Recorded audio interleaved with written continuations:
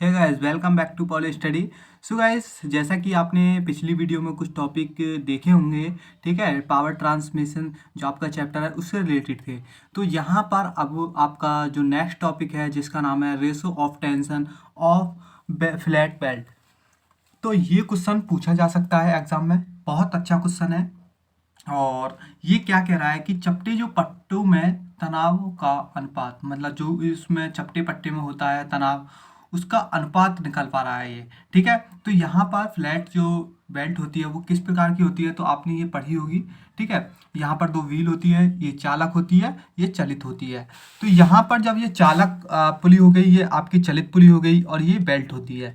तो यहाँ पर ये जो होता है तनाव, यहाँ पर कौन सा तनाव होता है। ठीक है, तो दोनों में तनाव होगा। ठीक है, तो यहाँ पर हम जो इसको बोलेंगे स्लैक साइड, और नीचे वाली जो यहाँ पर होगी उसको बोलेंगे टाइट साइड। ठीक है, तो इसी का यहाँ पर एक साइड ली है, ये वाली साइड। ठीक है, ये वाली साइड लेकर हमने यहाँ पर तनावों का अनुपात निकाला है। ठीक है, निकाला कैसे है, यदि आपने ये डायग्राम अच्छे से समझ लिया नीचे वाला, ठीक है, तो आप इसकी जो रेशो है वो आसानी से निकाल सकते हैं। ठीक है, तो यहाँ पर समझना है। सबसे पहले देखो इस वाले डायग्राम को और आप एक अच्छे तरीके से देख सकते हैं। देखो ये एक पुली है, ठीक है, चलित पुली। ठीक है, इसको यहाँ पर हमने लाकर रख दिया। ओके, ये आपकी स्लैक स्लाइड हो गई जो आपका पट्टा है। ठीक है, ये आपकी टाइट स्लाइड हो गई। इसको ही हम नीचे की तरफ रख लेते हैं। ठीक है, जैसा कि ये यहाँ पर रखा हुआ है, इसको हम इस प्रकार से रख रहे हैं। ठीक है, अच्छे से दिख रहा है आपको। ठीक है, इस प्रकार से हमने ये रख लिया है। मतलब देखो यहाँ पर क्या है, जब हमने ये इधर तरीके से रखी हुई है तो इसको हमने घुमाकर इस तरीके से रख दिया। ठीक है, इसको घुमाकर इस तरीके से जब हम इस तरीके से रखेंगे तो यहाँ पर जो स्लैक साइड है तो यहाँ पर क्या होगा, तनाव होगा।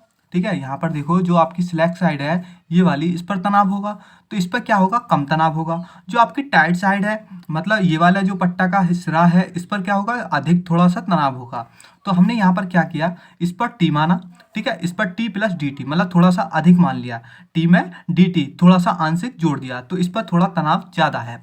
अब उसके बाद हमने क्या किया, अब यहाँ पर दो त्रिज्या ली और उसके बीच का जो कोण है इन दोनों के बीच का, ठीक है, वो हमने थीटा माना। जब थीटा मानने के बाद इन दोनों के बीच में एक रिएक्शन काम कर रही है, ठीक है, आर, और इन दोनों को हमने बांट दिया आपस में, तो ये डी थीटा बाई टू होगा, ये भी डी थीटा बाई टू होगा। तो इतना समझ में आया आपको कॉन्सेप्ट। इसके बाद क्या करना है, जब आपका ये चीज़ क्लियर हो गया है, जब आपका ये थीटा है, ये डी थीटा बाई टू है, ये डी थीटा बाई टू है, अब इसके बाद हमने एक स्पर्शी मतलब रेखा खींच दी इसके स्पर्शी। ठीक है, आप समझ सकते हो, यहाँ पर हम इस प्रकार से इसकी स्पर्शी रेखा खींचेंगे। ठीक है, इस प्रकार से। ठीक है, इसी प्रकार से हमने यहाँ पर इसकी स्पर्शी एक रेखा खींच दी। जब हमने ये रेखा खींच दी तो इनके बीच में भी कुछ एंगल बनेगा, तो इनके बीच में भी सेम एंगल ये भी होगा, जितने इनके बीच में है इतना ही इनके बीच में होगा। तो ये क्या होगा, डी थीटा बाई टू होगा, और इनके बीच में भी डी थीटा बाई टू होगा। अब उसके बाद क्या होगा, यहाँ पर जब ये कोण आ गए हैं आपके, और ये टी है, ये टी प्लस डी टी है, यहाँ पर इनको क्या करते हैं, बलों का विघटन। आपने मैकेनिक्स में पढ़ा होगा बलों का वियोजन या बलों का विघटन, तो वहाँ पर हम क्या करते थे, अलग अलग इनको बलों को तोड़ लेते थे। इस प्रकार से यहाँ भी हम क्या करेंगे, बलों को अलग अलग तोड़ेंगे। तो यहाँ पर क्या होगा, अब इसको इसके यहाँ पर इसके समान लेकर तोड़ेंगे, तो यहाँ पर क्या होगा, ये टी प्लस डी टी है, इसको अब यहाँ पर है क्षैतिज और ऊर्ध्वाधर की बात, तो ये क्या है, क्षैतिज दिशा है, ये आपकी ऊर्ध्वाधर दिशा हो गई, एक ये वाली एक नीचे वाली, ये भी क्षैतिज दिशा है, तो इसको क्षैतिज में तोड़ेंगे इसके परपेंडिकुलर। ठीक है, तो यहाँ पर क्या होगा, T plus D T into cos D theta by to. ठीक है, अब यहाँ पर तो ये हो गया, इसको तोड़ रहे हैं। ठीक है, सबसे पहले तो यहाँ पर तो क्षैतिज में हो गया, अब इसको ऊर्ध्वाधर में तोड़ेंगे। ठीक है, तो ऊर्ध्वाधर में क्या होगा, यहाँ पर होगा T plus D T into sine theta by to. ठीक है, इतना समझ में आया। अब उसके बाद आता है दूसरा बल, यहाँ पर जो तनाव लग रहा है यहाँ पर ये है, इसको भी इसी प्रकार से तोड़ेंगे, तो यहाँ T cos theta by to. ठीक है, यहाँ पर T cos D theta by to होगा। इसके बाद यहाँ पर ये कॉस में हो गया, तो नीचे क्या आएगा, साइन में, T sine D theta by two. इतना समझ में आ गया। अब इसके बाद क्या करना है, यहाँ पर एक रिएक्शन आपकी लग रही है। अब देखो यहाँ पर ये जो आपका म्यू आर है, ये म्यू आर क्या है, घर्षण, एफ बराबर म्यू आर, तो यहाँ पर कुछ घर्षण भी लगेगा। ठीक है, तो यहाँ पर हमने क्या मान लिया, म्यू आर। ओके, जो कि क्षैतिज दिशा में लगा हुआ है। अब इसके बाद क्या करेंगे, यहाँ पर समीशन एफ एक्स निकालेंगे और समीशन एफ वाई निकालेंगे। तो ये चीज़ आपने सीखी होंगी मैकेनिक्स में, मुझे पता है पूरी तरीके से आप पर आती भी होंगी, लेकिन एक बार आप सीख सकते हो, ठीक है। तो यहाँ पर क्या करना है, summation F Y, sorry summation F X. F X क्या होता है, क्षैतिज दिशाओं में लग रहे बलों का बीजगणितीय योग शून्य होना चाहिए। तो समीशन एफ एक्स बराबर 0, ठीक है। अब यहाँ पर T T T cos T theta by 2 है एक, ठीक है, इस दिशा में लग रहा है। अब इसके विपरीत दिशा में कौन सा लग रहा है, यहाँ पर देखो ये वाला लग रहा है, तो इसको क्या करेंगे, माइनस कर देंगे। तो यहाँ पर क्या है, माइनस है, ठीक है, क्या है, T cos D theta by 2। Okay, समझ में आ गया इतना। उसके बाद क्या करेंगे, अब ये भी इधर लग रहा है, तो इसको क्या करेंगे, माइनस म्यू आर बराबर 0। अब यहाँ पर क्या करना है, देखो इतना आपको चीज़ समझ में आ गया। अब यहाँ पर इसकी या तो आप इसमें मल्टीप्लाई कर सकते हो।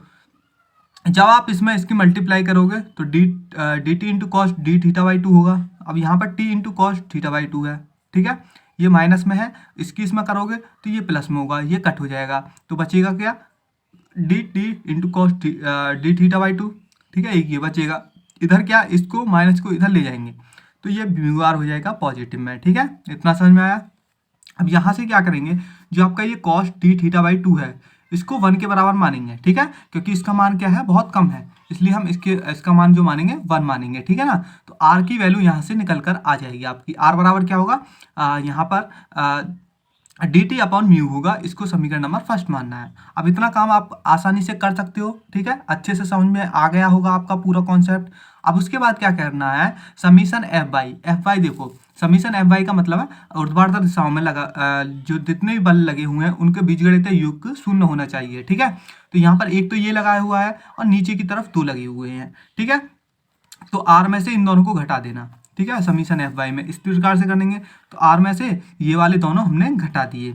अब आपस में क्या करेंगे, इसकी इसमें मल्टीप्लाई कर लेते हैं, ठीक है। तो यहाँ पर क्या होगा, आर बराबर इनको क्या कर लेते हैं, इधर ले आएंगे। जब हम इधर लेकर आ गए हैं इनको, तो क्या होगा, यहाँ पर होगा आर बराबर T sine D theta by 2 plus D T into sine D theta by 2 plus T sine D theta by 2। अब यहाँ पर क्या है, साइन डी थीटा बाई 2 बहुत कम है, ठीक है, तो इसको क्या मानेंगे, इसके बराबर डी थीटा बाई 2 के बराबर मानेंगे। जब हम डी थीटा बाई 2 के बराबर मानेंगे इसको, तो यहाँ पर क्या होगा, D T into D theta by 2, ठीक है, इतना समझ में आ गया। अब उसके बाद क्या करेंगे, इसके बराबर है तो साइन इसमें भी यहाँ पर क्या होगा, डी थीटा बाई 2 होगा, ठीक है, इतना समझ में आ गया। तो यहाँ पर क्या करेंगे, अब इसके बाद ये जो पॉइंट है इसको भी हम नगण्य मानेंगे, ठीक है ना।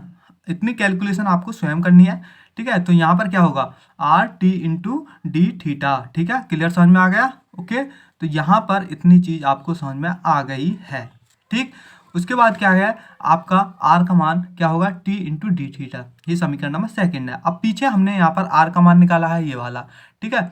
तो समीकरण सेकंड है ये, इसमें समीकरण सेकंड में इसका मान रख देना आर का, ठीक है। जब हम इसको रखेंगे तो यहाँ पर क्या होगा, देखो ये होगा, ठीक है, डी टी अपॉन म्यू बराबर टी इंटू डी थीटा।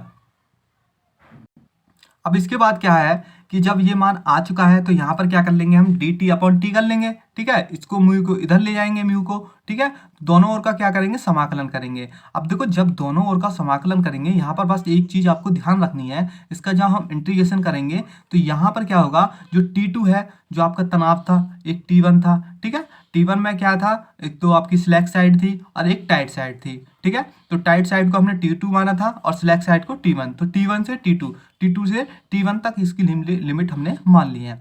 तो इसका दोनों का इंटीग्रेशन करेंगे, ठीक है। इंटीग्रेशन क्या आएगा, डी टी अपॉन टी का क्या होगा, लॉग टी, और इसकी लिमिट है, लिमिट को इनमें रखेंगे तो आपका क्या आएगा, यहाँ पर log T1 minus log T2 बराबर म्यू थीटा, ठीक है। इंटीग्रेशन आप पर आते होंगे अच्छे से, तो log into T1 upon T2 हो जाएगा, क्योंकि ये log m minus log n का फॉर्मूला लग रहा है, तो क्या होता है, log m अपॉन n होता है, बराबर म्यू इंटू थीटा। अब log इधर ले जाएंगे तो e की पावर में हो जाएगा, तो T1 अपॉन T2 बराबर e की पावर म्यू थीटा। अब यही क्या है, अनुपात, मतलब जो भी आपके तनावों में अनुपात का रेशो आ चुका है, ठीक है। इस प्रकार से ये एग्जाम में डेरिवेशन पूछी जा सकती है।